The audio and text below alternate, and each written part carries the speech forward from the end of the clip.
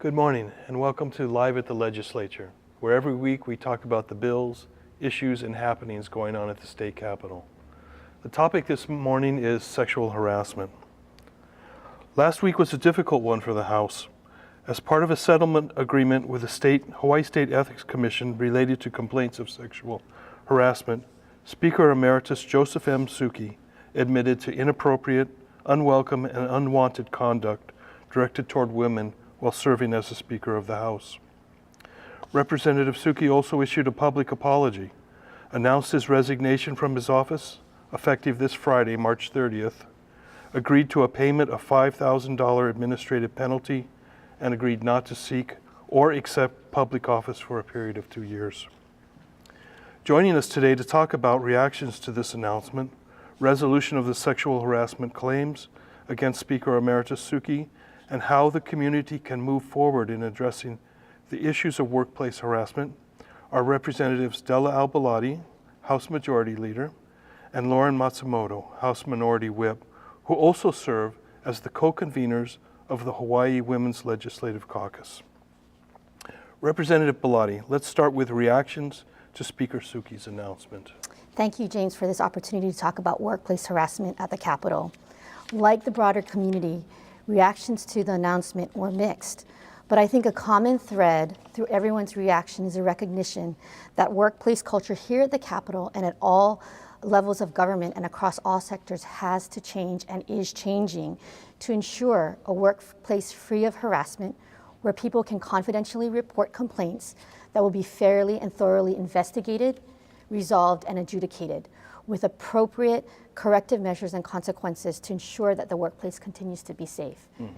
Speaker Saiki released a statement last week that emphasized that the House takes a zero-tolerance approach to workplace harassment, no matter the power or influence of the accused. Speaker Saiki also explained that the House has already increased its training for House members and staff, and I fully expect that we will continue to look at ways to improve training. Speaker Saiki also committed to conducting a comprehensive review of the House workplace policies, and the Women's Legislative Caucus shortly thereafter made a public commitment to work with both House and Senate leadership teams to improve our internal policies and procedures. In my view, this will minimally mean assessing reporting procedures, how investigations are handled, and who conducts these investigations, how matters are resolved, and what are the appropriate avenues for further adjudication. James, these are all important questions, and the community at large has to grapple with, not just us. As former Human Services Director Rachel Wong stated last week, the resolutions of these complaints and others' complaints really opens up an opportunity, a space in our community for focus on some real issues at hand. The conversations that we're having here in this community are actually happening throughout the nation at large. I see. Harassment in the workplace is an issue sweeping the nation, as we have seen with the Me Too movement, how it takes root with people sharing their stories of workplace harassment. Are there any takeaway lessons from other states that we should know about? There's a lot of lessons from other states. Many members of our Women's Legislative Caucus are a part of Women in Government, which is a national, nonpartisan, nonprofit organization of women state legislators across the country. And in January, they issued a survey to the approximately 1,800 women state legislators in our nation to ask them about sexual harassment. And I wanted to just read the 3 questions that were asked. 1, does your state currently have provisions to address sexual harassment? 2, who is covered by your state's provisions? 3, what measures, if any, are you or your state considering to address sexual harassment, and what is it intended to do? And this was an extremely important survey. Are there any best practice issues or measures being considered by states in response to sexual harassment? So what's great is what came out of the survey is Women in Government also went across the country and spoke with individual women legislators to get their takeaways. We also had several board meetings on this issue, and they've come away with 8 suggestions to help remedy this problem. The first is professional standards of conduct as a whole. Employers really need to make sure that they're providing risk-free establishment so people are able to have a great place of work. Second, including all voices in the discussion. So in addition to legislators, making sure advocates are at the table when making decisions on these policies, maybe lobbyists, everybody who's involved in the Capitol setting, that their voices are at the table. Third, ensure due process for alleged abusers in order for the accused to not be tried by the media due to these allegations. 4 is require sexual harassment training for all staff, which is something we currently do, but maybe looking, do we extend that training to lobbyists or other people who work at the Capitol? Female lobbyists have emerged as a very vulnerable population in Congress, but also in many state legislatures, because unlike government employees, there's often not a clear direction as to who they report to if there is a problem. Fifth, going along those lines, making sure that there's very clear reporting mechanisms so everybody knows if there is an issue, who they need to go to. And then also making sure there's accountability and transparency in everything that we do. And then looking at statutes of limitations. Should there be one? And if so, how long should that be? And finally, an external investigation process, seeing if we need a third party to handle some of these investigations so people feel like they really have had the best opportunity to have their voice be heard. Well, sounds like some in-depth questions going on there. Well, for both of you, any thoughts of how the state and how the House now moves forward? Rep Matsumoto. Yeah, this is something that we really need to take the time to invest in. It's something that requires a lot of deliberation, and it's not something that we're going to solve overnight. And I think we all realize that, because whatever we put into place, we want to make sure that it is the best answer to solve this issue, and that we have all stakeholders at the table, that all voices are heard, so we can make sure that we restore the faith in the people that we represent. In the last minute, what do you think? I want to echo what my colleague has said. If we want real, meaningful change, we need to be deliberate, thoughtful, and inclusive in our next steps. You know, statements are not going to be enough. We have to really embrace this cultural change that we're in. We have to ensure that examinations and reviews are thorough. And you know what? These examination and reviews cannot just happen here at the Capitol. We really need all employers to be looking at their policies and procedures. They have to be asking themselves, are they providing meaningful training? Are they ensuring that employees have a safe place to report in a timely manner? Are employers engaging in thorough and objective investigation? We have to answer all of these questions and do it in a thoughtful manner. Yes, this is something we need to look at closely, and we will as we move forward. Thank you for joining us here today, and see you next week.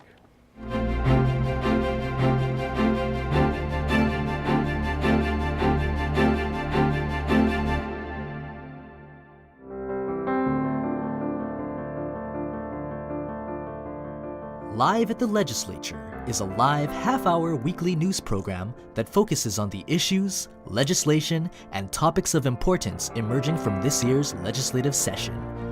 Each week, state senators and representatives provide a variety of perspectives on the issues from both sides of the aisle. Tune in to Live at the Legislature weekly to get exclusive updates on what's happening in Hawaii's legislature.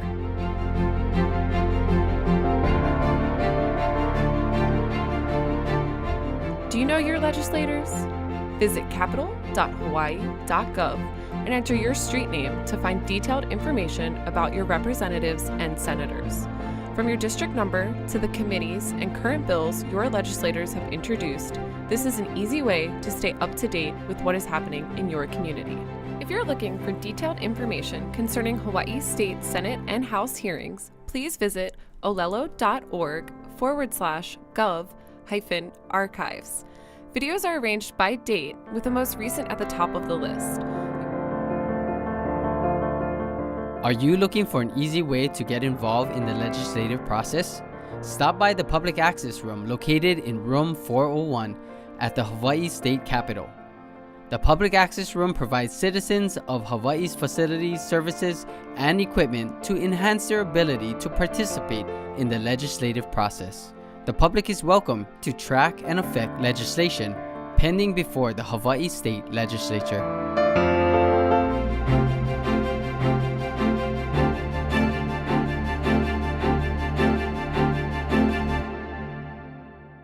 Aloha and welcome to Live at the Legislature. I'm Jill Kuramoto.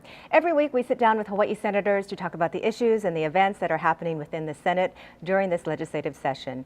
Joining us this morning is Senator Carl Rhodes. Senator Rhodes represents District 13, which is Nu'uanu to downtown, and Senator Rhodes is also the chair of the Senate Committee on Water and Land. Also joining us is Senator Gil Riviere. Senator Riviere represents District 23, which encompasses Wailua to Haleiwa to Kaneohe to Kunia, and he's also a member of the Senate Committee on Water and Land. Good morning to both of you. Thank you for joining us.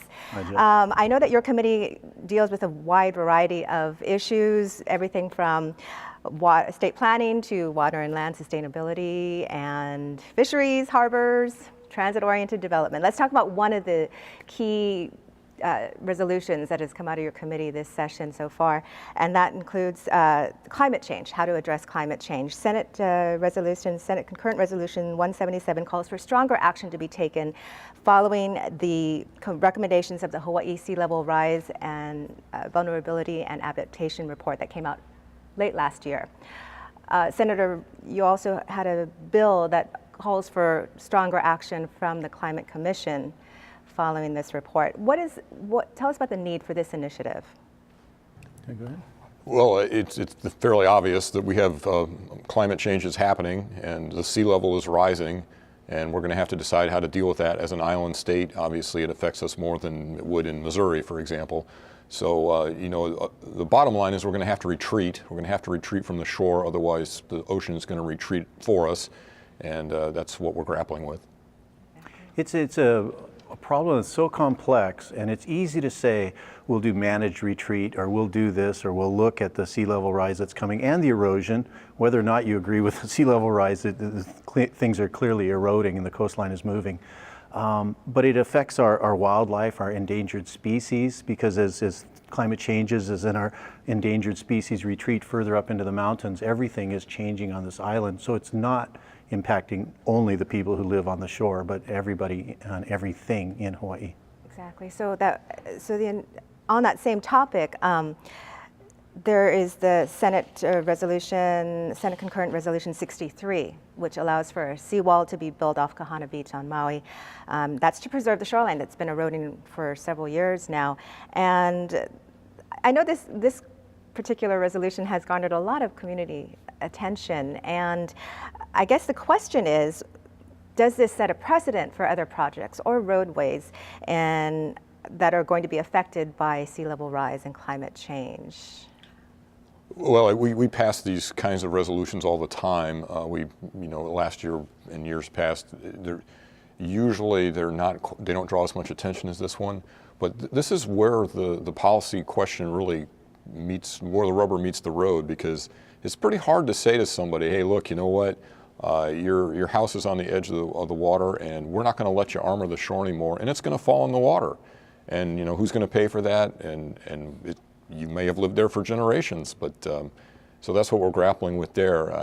The problem is, if you armor part of the shore, then other parts of the shore are affected. If you armor the shore, the beach disappears, and there's a lot of questions about how we're going to deal with that. What criteria we use for when we say no, you can't armor, or when we say yeah, it's justified in this situation. So that's what that reso's about, and that's what the committee's dealing with.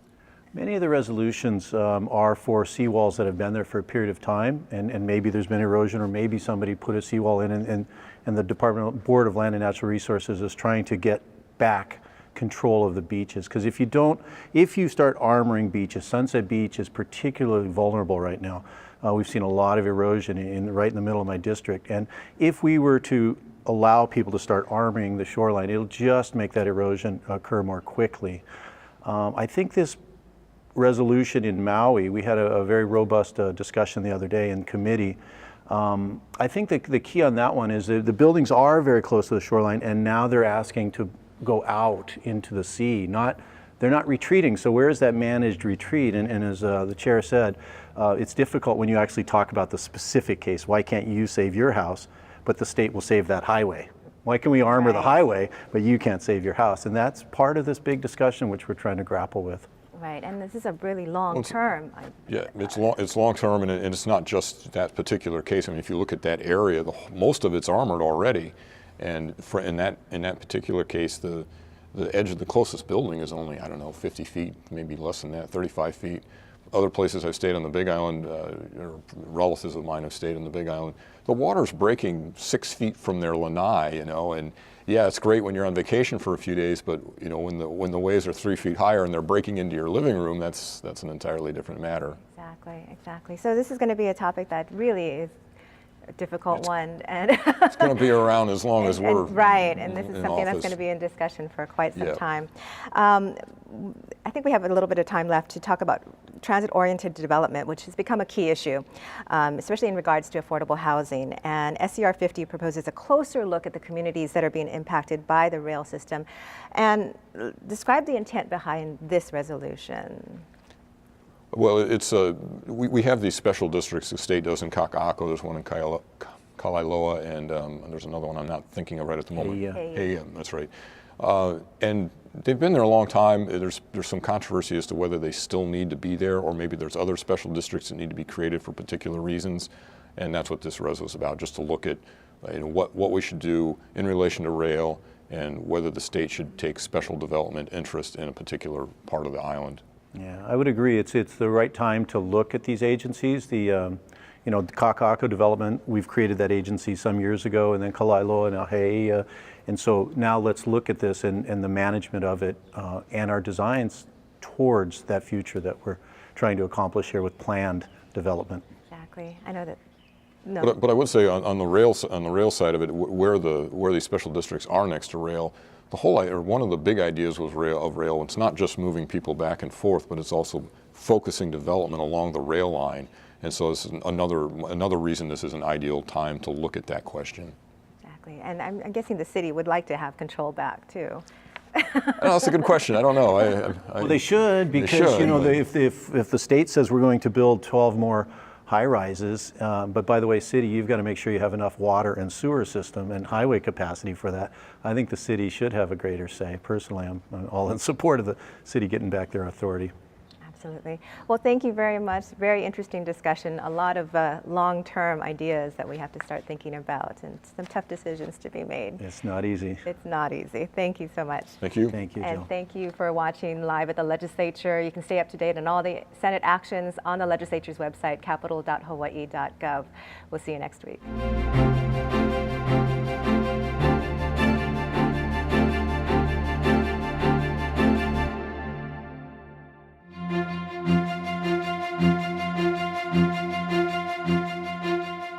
Live at the Legislature is a live half-hour weekly news program that focuses on the issues, legislation, and topics of importance emerging from this year's legislative session. Each week, state senators and representatives provide a variety of perspectives on the issues from both sides of the aisle. Tune in to Live at the Legislature Weekly to get exclusive updates on what's happening in Hawaii's legislature.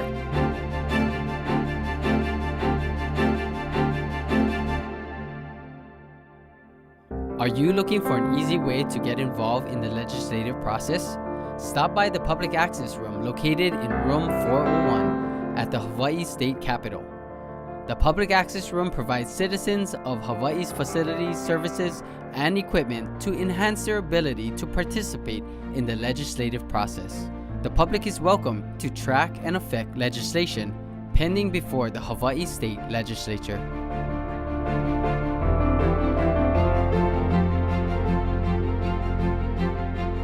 Do you know your legislators? Visit capitol.hawaii.gov and enter your street name to find detailed information about your representatives and senators. From your district number to the committees and current bills your legislators have introduced, this is an easy way to stay up to date with what is happening in your community. If you're looking for detailed information concerning Hawaii State Senate and House hearings, please visit olelo.org/gov-archives. Videos are arranged by date, with the most recent at the top of the list.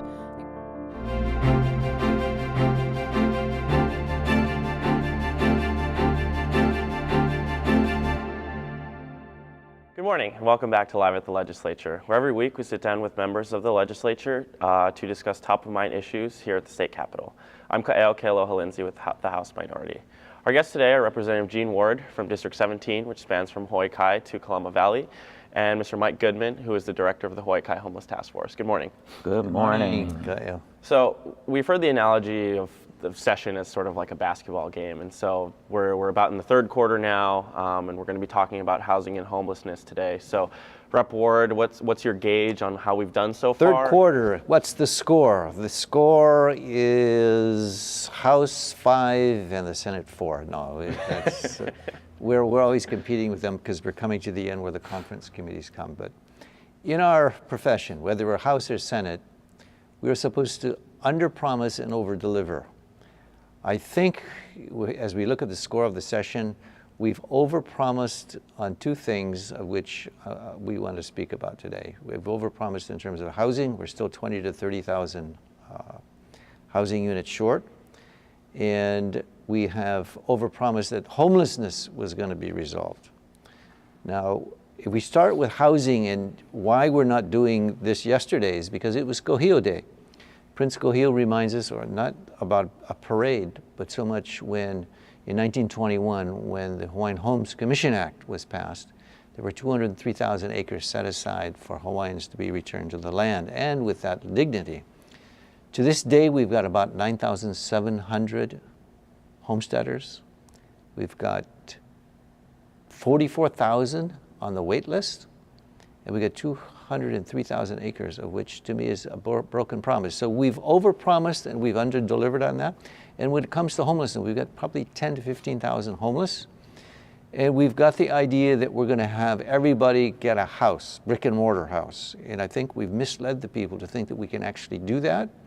And what we've got are some things that are now at least moving. I think the promise moving in the legislature now is that there are these places where they're not going to be swept. They're ohana zones, and those legislative pieces are moving. And if you're not going to be swept, you're not going to be sleepless. So sweepless and swepless, I think, is where we're going to be, and we're going to probably make some advantages. And that's where this gentleman comes in with a greater update than I've just given. And we'll transition to Mike. So you're the author of HB 2014. You've been working with the chairs of housing with that. So we had you on the show, I think the first week, right when session was starting. Yes. So it's been a couple of months. So why don't you update us on where that is? Okay. Well, first, I want to just backtrack a little bit. The only way to solve the homeless crisis is you have to have a place for all the homeless to go. Not just some, but all of them. And what's been happening is, in Hawaii and around most of the country, is the only way that people are housed is generally in brick and mortar apartments, which are very expensive, run about $450,000 each to build, and usually have rental costs anywhere from $1,000 to $1,500 a month. Definitely unaffordable for most homeless, definitely unaffordable for the state. So what happens is, in order to house all the homeless in the state, and there are anywhere from 7,000 to 10,000, there might be more, but according to the latest point in time count, it's roughly about 7,200. It would cost the state over $3.5 billion to give everyone a free apartment. And that's not happening. Obviously, it's never happened, it never will happen. So at our bill, the Pu'unoa Homeless Villages Act, HB 2014 does, is it says, let's get off this brick and mortar highway, which isn't going anywhere, and let's use high-tech modular housing that's far less expensive, $15,000 a unit or less, as opposed to $450,000 a unit, which realistically allows us to have a place for all the homeless to go. And if you don't have a place for all the homeless to go, you're still going to have a homeless crisis. We've only housed a small percentage of the homeless, but let's say you housed 50% of the homeless, you would still have a homeless crisis. I'll give you an analogy. Suppose you had a leaky roof in your house, and you decide, I'm only going to fix 50% of my roof because all I can do is afford 50% of shingles. All right? Your house is still going to be destroyed by the 50% of your roof that's still leaking. You'd be far better off getting a tarp to cover 100% of your roof, even though it's not an ideal construction material as shingles are.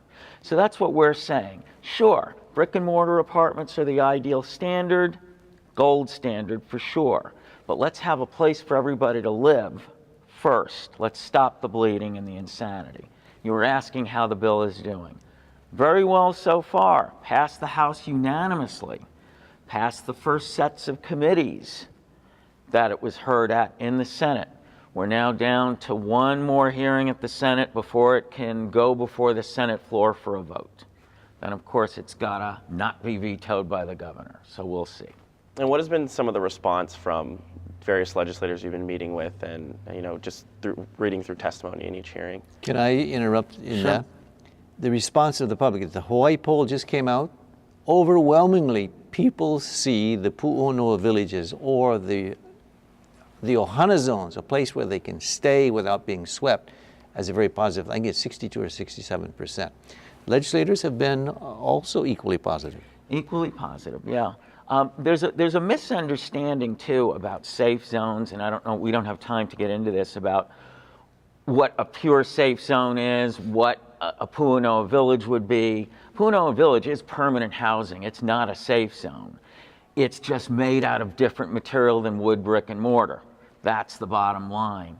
And by the way, Kauaiki village, for instance, which is a move away from wood, brick, and mortar. In other words, the state is moving in the right direction. It is modular housing, but it's still too expensive. It would cost $2 billion to house all the homeless with Kauaiki village type residences. That's the airport village. Right. Yeah. So they're moving in the right direction, but we've really got to go for modular housing like domes, yurts, and there are many other products out there that could be used in order to house all the homeless. Representative Ward, final thoughts? Final thoughts is we are going to deliver some alternative because we don't have the money, nor the time, nor the expectation that people are going to see the homeless problem solved. People are not stupid. They have said homelessness has increased, even though the governor has said, hey, it's decreased. Maybe it's a technicality from the neighbor islands. But the point is, we want to promise something that we can deliver. And I think with the Pu'unoa village, it's an alternative to keep what otherwise is becoming a mutation of which we've totally lost control of. Having said that, I think we're going to deliver something in this session. Gentlemen, thank you for your time. Thank you for reviewing. We'll see you next week.